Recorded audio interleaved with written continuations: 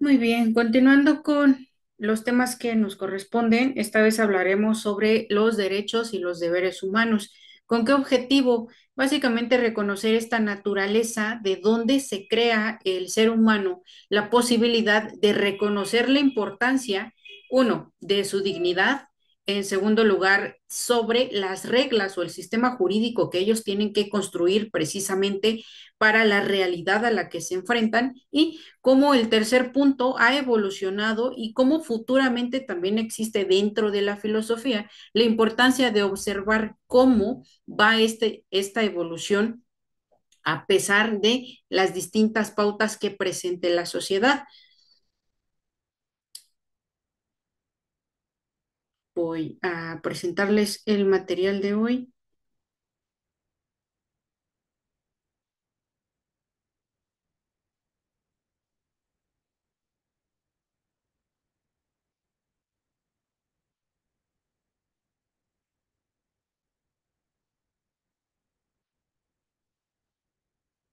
Listo, ¿ya se puede ver por ahí? Sí, sí se ve, maestra.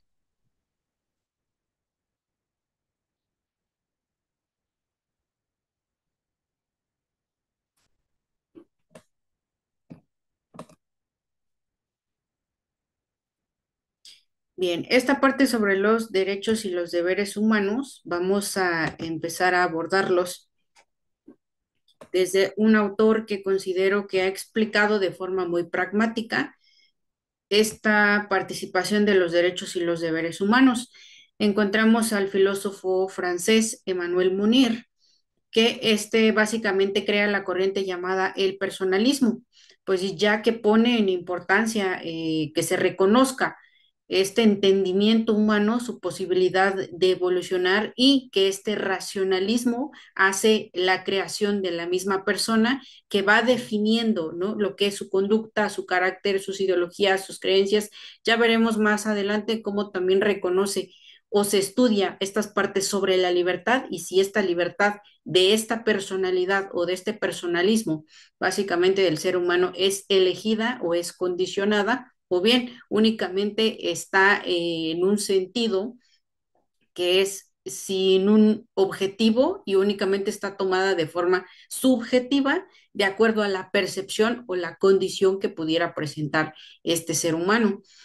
Recordemos que dentro de la filosofía del derecho vamos a encontrar distintas pautas que nos dan la información suficiente para poder reconocer o más bien para poder crear o entender todas estas teorías o ramas que contiene la filosofía.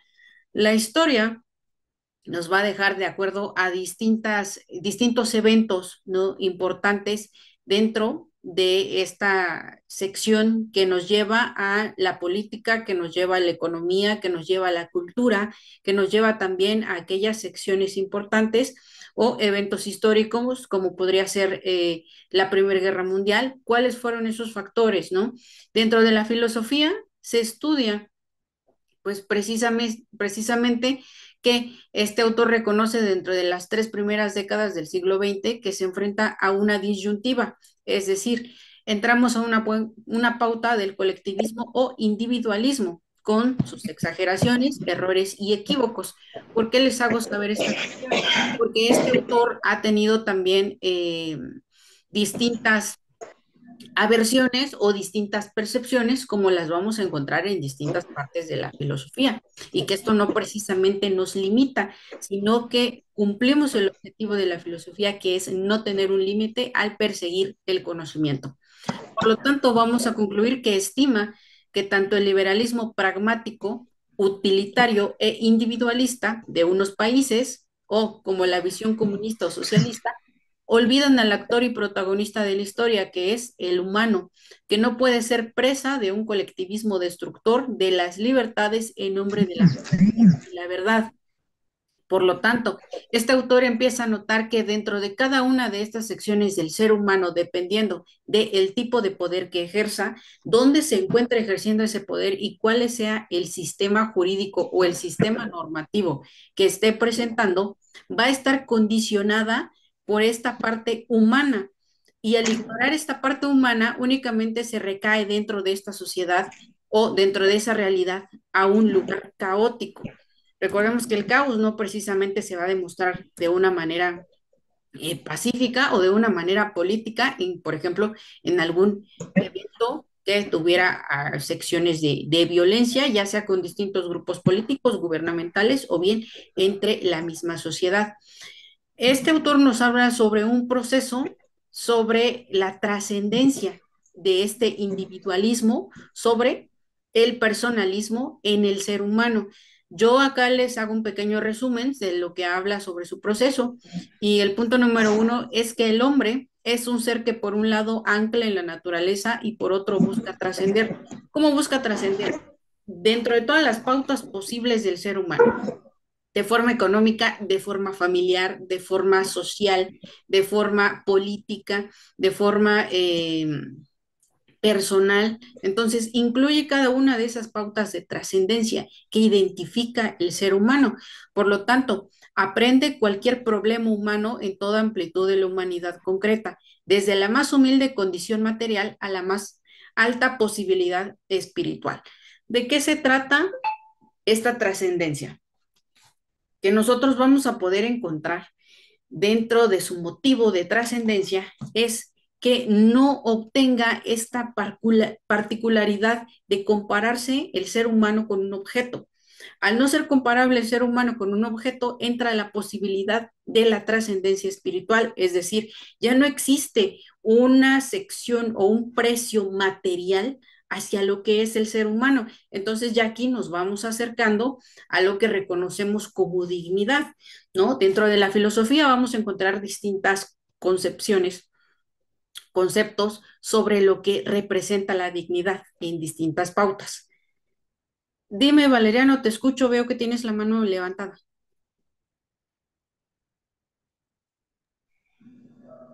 Maestra, muy buenas tardes. No, todo bien, disculpe, fue un error de dedo. Buenas tardes a No todos. te preocupes, no te preocupes, Gracias, continuamos. maestro. El punto número dos nos dice que requiere unir la naturaleza y el espíritu, pero aquí vamos otra vez con esta sección humanista que vamos a empezar a impulsar dentro de la naturaleza y el espíritu. ¿Cuál es aquí la ironía a estudiar dentro de la filosofía del derecho? Que mientras en varias secciones se empieza a impulsar esta protección, ¿no? A la persona humana como tal, también existía en ese mismo sistema político y social esclavitud.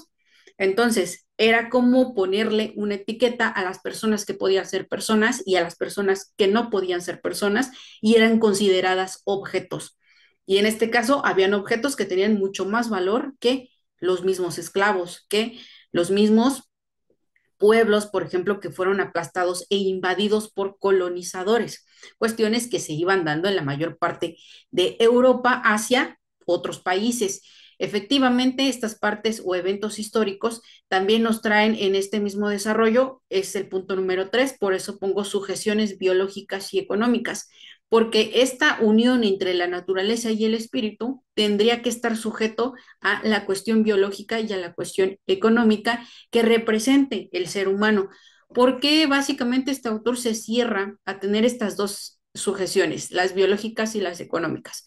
Porque en la realidad, dentro de los siglos pasados, la sección sobre las clases sociales era sumamente implementada y lo podemos corroborar en cualquier evento histórico que, ejemplo, hasta en las secciones del clero, pues tenían distintas ramas de jerarquía.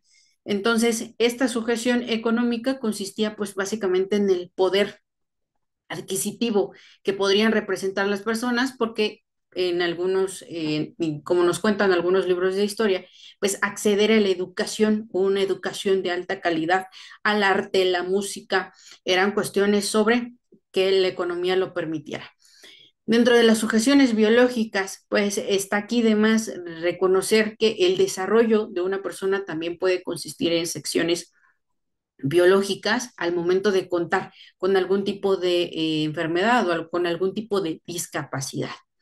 El punto número cuatro nos trae esta relación dialéctica de oposiciones y luchas de contrarios que obligan a la persona en su existencia, incorporada a un permanente esfuerzo. Por lo tanto, ¿qué es esta relación dialéctica de oposiciones y luchas? Donde la persona se va a encontrar en distinta circunstancia con otras personas que podrían darle también otra percepción distinta para poder ya sea corroborar a trascender o en este sentido emplear un problema hacia esa trascendencia, que limite la forma de trascendencia, siempre y cuando estemos hablando en esta sección intrínseca que nos lleva hacia el racionalismo y la evolución espiritual, sin poner en cuenta pues esta posibilidad dentro de la cultura, la sociedad, que ha manejado cuestiones más banales en los seres humanos. Por lo tanto, empieza a cuestionarse también aquí el punto de la libertad. Ya habíamos estudiado algunas definiciones anteriores sobre la libertad y en este caso, pues vamos a tomar que la libertad opera en una condición total de la persona, situada en sí misma, en el mundo y ante los valores. Es decir, la libertad de las personas realmente está condicionada por lo que son. Y nosotros como seres humanos vamos a tener en cuenta que para nuestra libertad o ejercer nuestra libertad estamos llevados o condicionados dentro de todas las ideas, crecimientos, educaciones, herencias que se haya concebido para ese mismo ser humano. Cada una de estas o de estos cuestionamientos nos lleva a tener distintos temas que nos conducen o son para conducirnos a esta trascendencia. ¿Y para qué básicamente nos va a servir? O este autor nos dice que esta trascendencia debe ser llevada objetivamente, pues meramente por la conducta humana. Recordemos que la conducta humana, pues ya sea a favor de la misma persona, pero si está de acuerdo a los valores que también irían a favor o al bien común de la sociedad, de lo que es uno de los fines del derecho, pues estaríamos corroborando a tener una sociedad como la hemos descrito desde el inicio del estudio del derecho, que es utópicamente funcional, utópicamente con aquellos derechos que nos corresponden por el simple hecho de ser personas. Y aquí es donde empiezan a hacer esta naturalidad concisa sobre los derechos humanos, gracias a los que hoy tenemos muchas ventajas sobre nuestro sistema jurídico mexicano, pues viene definitivamente de que se haya podido interpretar a favor de seres humanos esta protección, esta garantización y promoción de los derechos humanos a partir del 2011, que ya veremos también cómo esta posición ahora al derecho positivo vigente desde una cuestión que empezó dentro de ciertas teorías y dentro de la filosofía jurídica, pues a implementarse esta importancia de la especie humana, en especial la especie humana donde promueve este racionalismo o esta evolución. Les pongo acá en forma de lista algunas de las cuestiones que realmente deben de estar dentro de este punto de la libertad, porque se va a manifestar dependiendo de la dignidad y cómo manifiestan esta dignidad, ¿no? Porque dentro de la filosofía vamos a encontrar una percepción demasiado subjetiva para cada uno como persona y dependiendo cómo bien lo maneja este pequeño concepto, ¿no? La condición total de la persona situada en sí misma. La felicidad, es decir, la felicidad siempre ha sido definida subjetivamente. Ejemplo, yo les pregunto a ustedes, Adalit, ¿qué sería para ti la felicidad?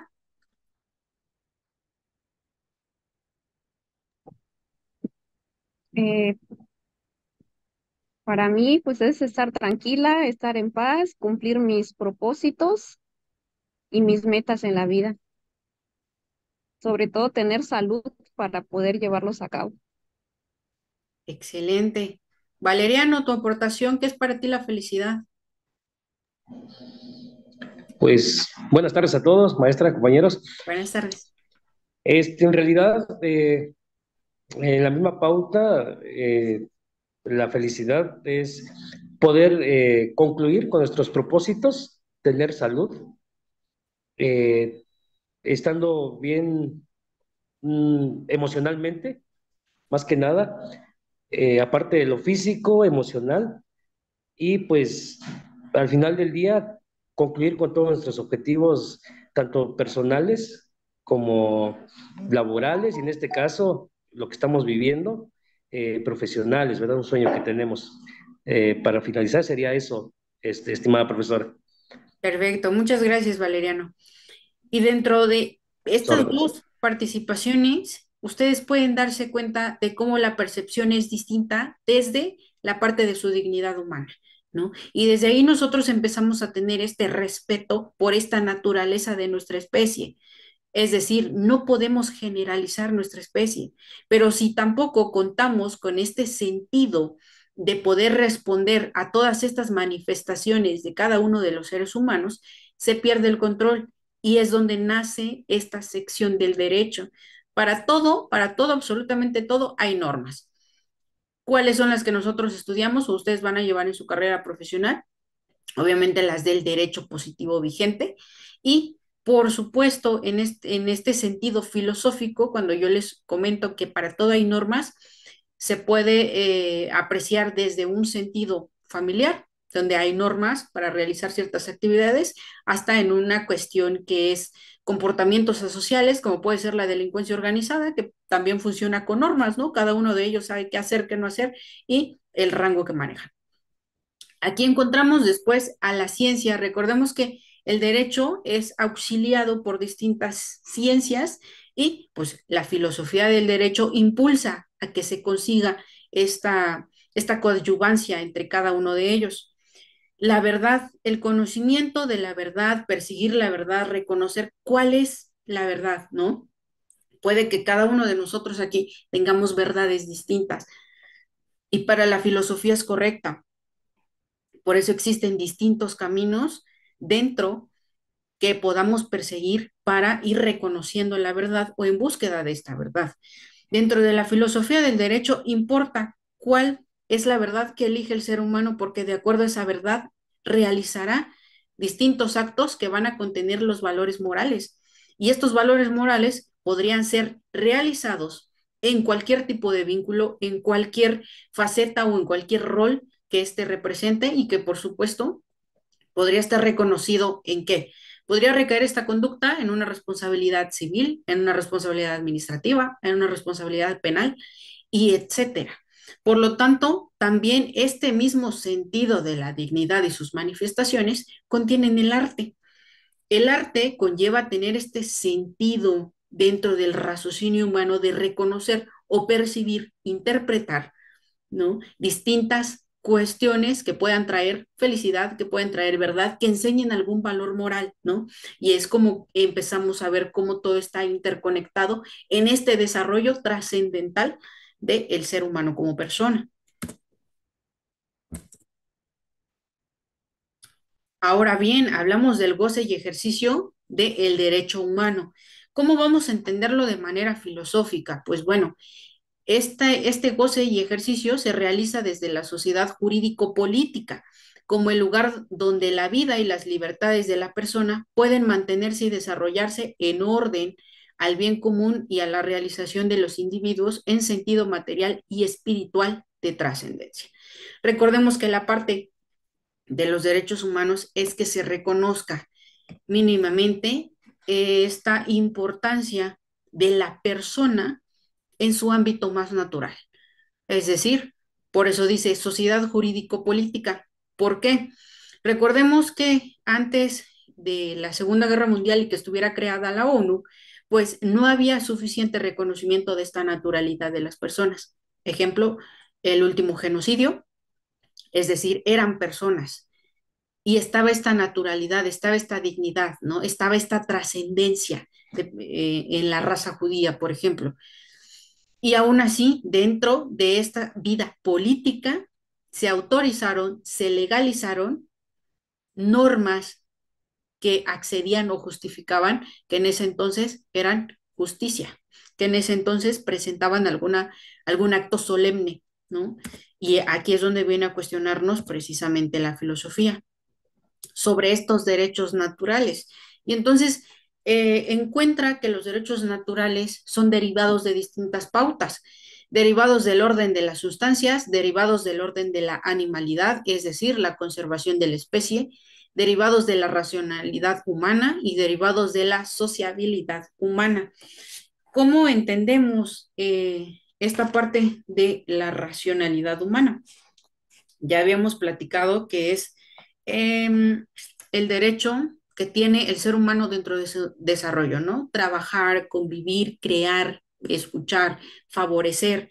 Ejemplo, en la conservación de la especie, las cuestiones de los derechos familiares, la reproducción y los derivados de las sustancias. Estamos hablando de la salud.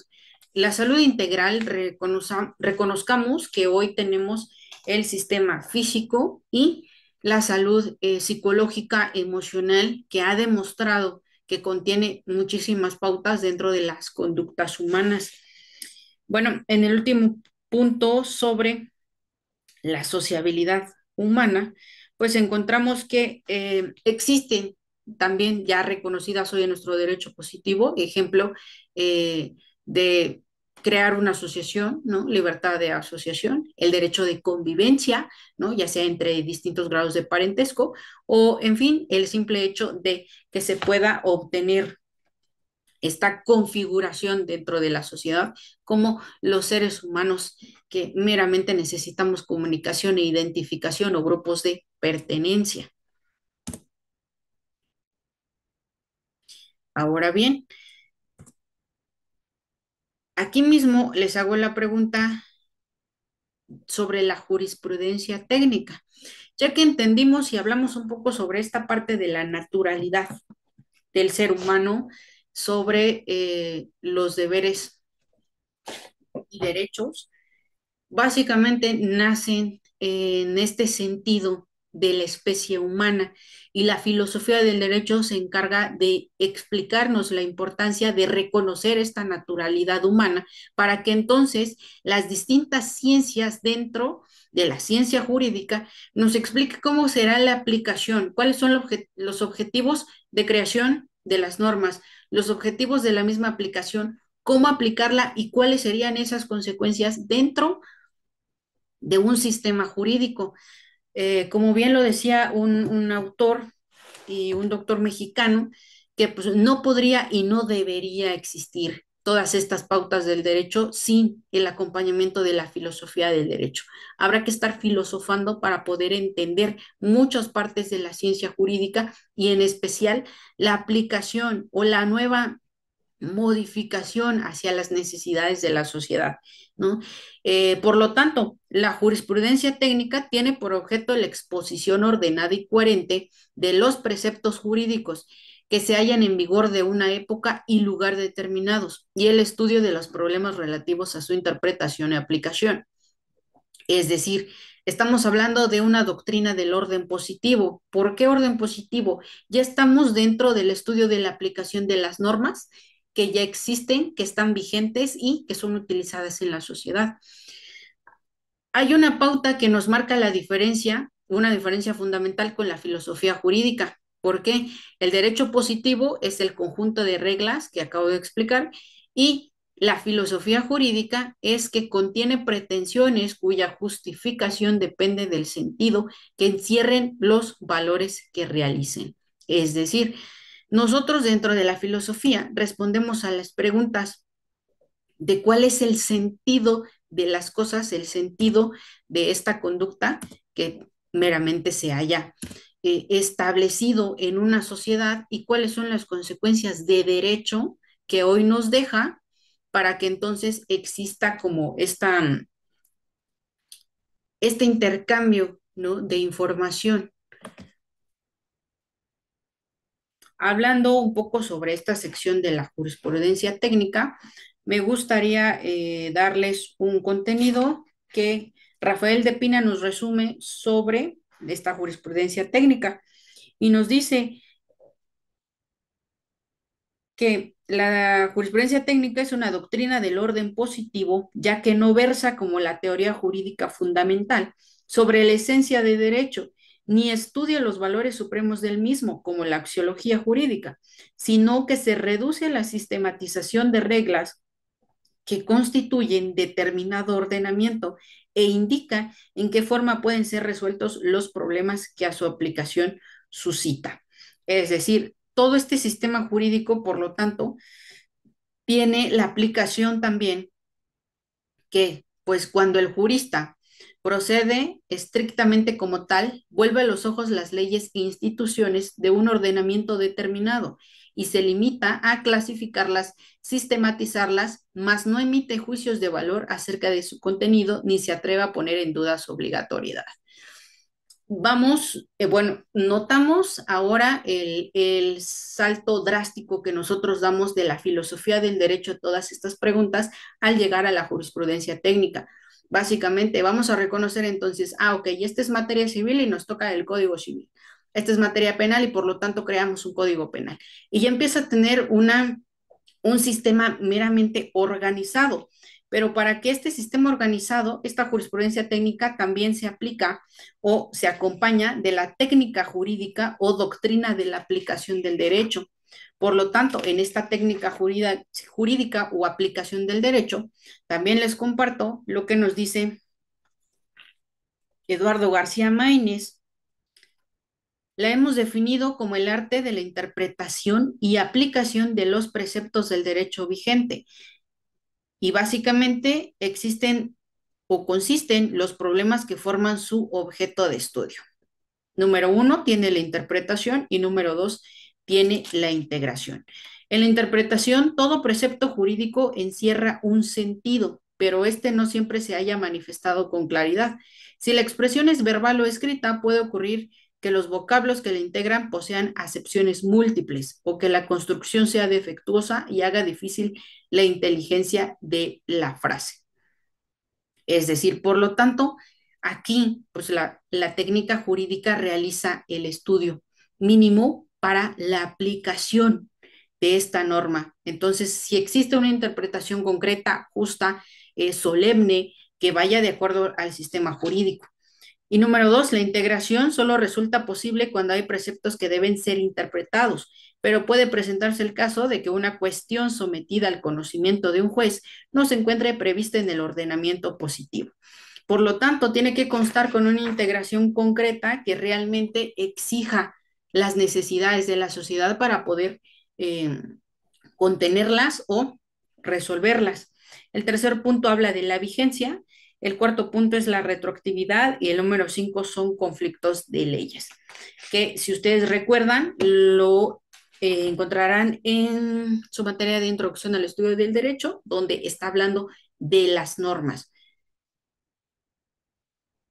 Hasta este punto, ¿alguna duda?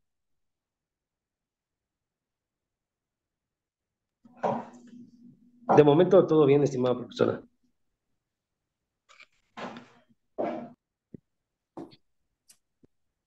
Pues en mi caso solamente deseo comentar que pues prácticamente la filosofía del derecho se podría decir que es donde se plasman los valores o las proyecciones de la conciencia del ser humano, pero ya para un mundo externo, se podría decir.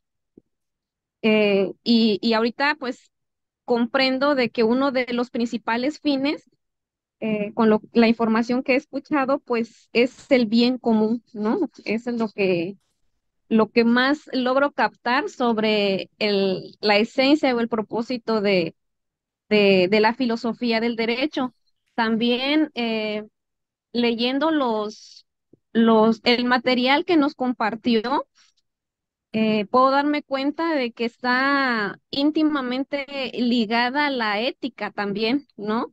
Entonces, eh, como que eso va desarrollando en sí los objetivos de un sistema jurídico y prácticamente estas dos cuestiones se compaginan para, para lograr ese objetivo de acerca del bien, de la justicia, el desarrollo, la libertad y pues otras convicciones y aspiraciones, en este caso del derecho mexicano, ¿no? O sea, veo que todo está íntimamente ligado con ese concepto de filosofía del derecho.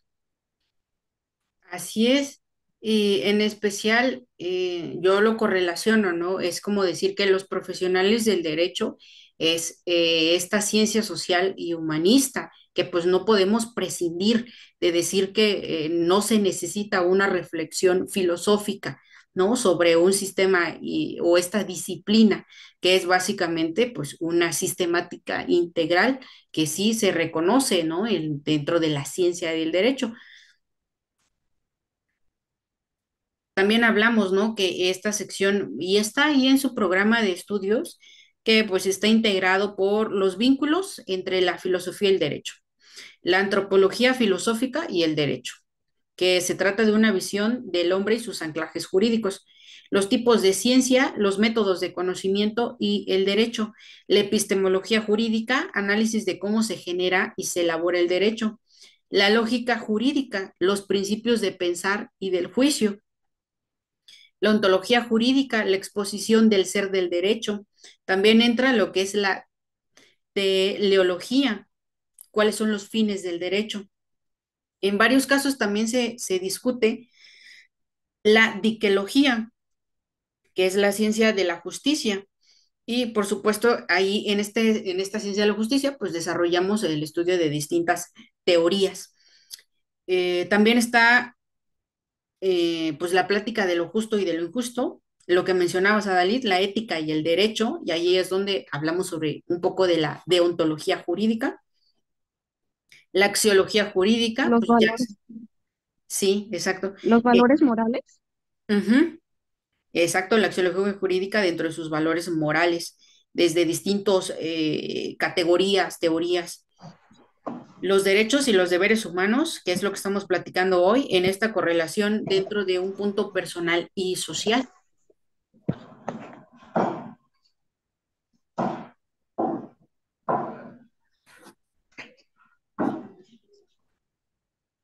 Estimado profesor, yo me encontré mucho, bueno, en esta materia, me encontré mucho sobre la definición, o bueno, la estructura de justicia entre los valores, ¿no? Que va muy de la mano con la filosofía del derecho, o el derecho, la ontología, no sé si estoy, bueno, Sí, eh, sí, correcto. encontré todo que va ligado, ¿no? Justicia, todo lo que decía ahorita, la axiología, ¿no, doctora?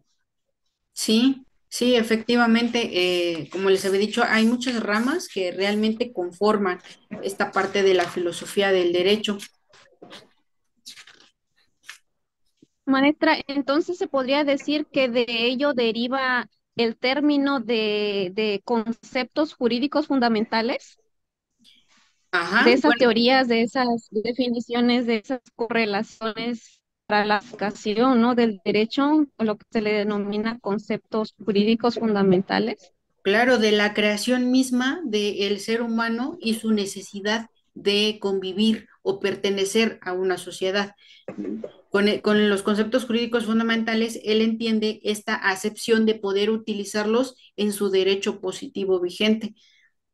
Y ya vimos que para la utilización, pues también se utilizó la jurisprudencia técnica o la técnica jurídica, que realmente estuvieron, como lo vimos desde el principio, dentro de esta filosofía y de que también participa la filosofía del derecho desde una época antigua, una época media, una época moderna y la edad contemporánea, porque pues no olvidemos que también continúa este sistema filosófico desde el punto de la interpretación de distintas pautas, ejemplo de nuestros derechos fundamentales, ¿no? Es decir, un ejemplo claro, pues tenemos las interpretaciones de la Suprema Corte de Justicia de la Nación que realmente nos llevan a poder aplicar o comprender y al mismo tiempo entender la creación de este reconocimiento hacia los derechos humanos, ¿no? Conocer la amplitud de lo que contiene un derecho humano de acuerdo a esta naturalidad de la persona,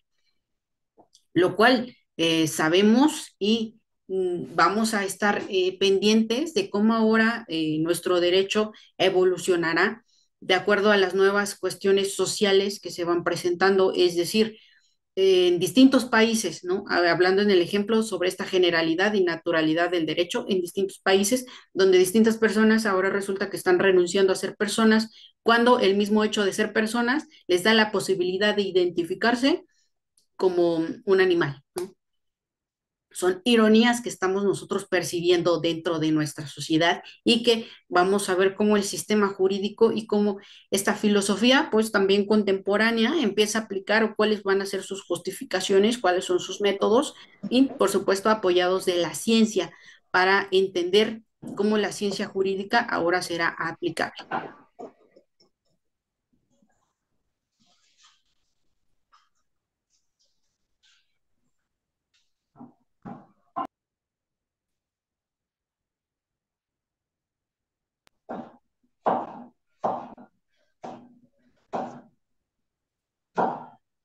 Muy bien, siendo así, les agradezco mucho su atención.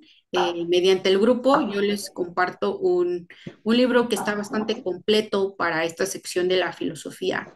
El derecho, con mucho gusto les puedo compartir ese material y, por supuesto, la presentación de hoy también. Muchas gracias, maestra. Muchas gracias, maestra. Gracias a ustedes. Que Cuídense. pasen buenas Éxito. tardes. Gracias. Igual, maestra, buenas Igualmente, tardes. bendiciones, Buenas tardes. saludos. Saludos a todos. Hasta luego.